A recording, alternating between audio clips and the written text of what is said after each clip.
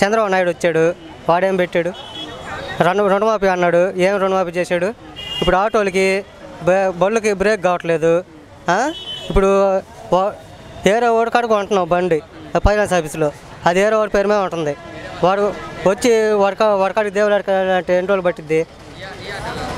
ఇప్పుడు మేము బ్రేక్ చేయించుకోవాలి బళ్ళు, లేకపోతే పై అధికారులు పట్టుకుంటుంటే మేమేం చేయాలి? ఇంకా పట్టుకుంటే 10,000 20,000 వేస్తున్నాడు.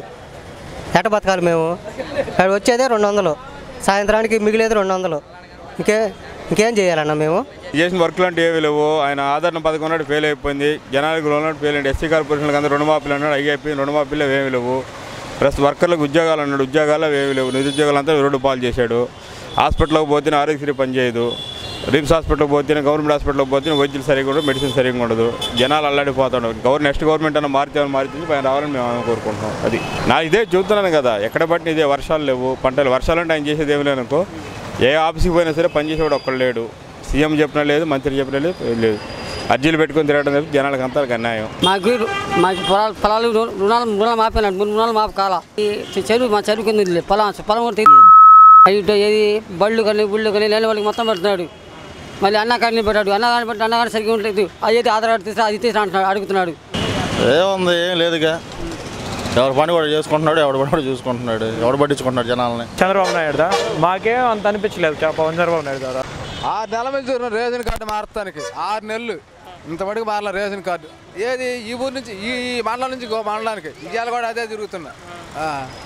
చూడు మరి ఎవరిని చంద్రబాబుని నమ్మే పరిస్థితులే లేవు. ఎందుకంటే నిరుద్యోగ భృతి విషయం తీసుకున్నాం. ఎందుకంటే నేను యువకుడుగా చెప్తున్నాను కాబట్టి నిరుద్యోగ భృతి తీసుకున్నాం.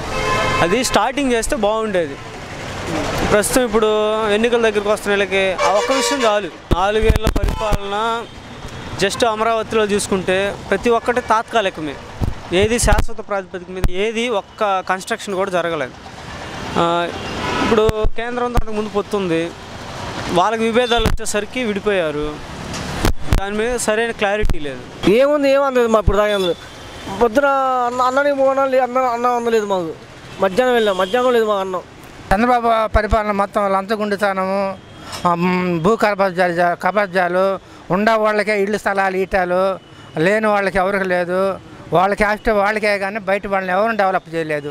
పథకాలు మాకేం అందలేదండి. కనీసం మా ఇంటికాడ మురికి కాలువ కట్టాలని ఎన్నిసార్లు అర్జీలు పెట్టినా వాళ్ళు రాలి వస్తున్నాం అన్నారు కానీ రాలా.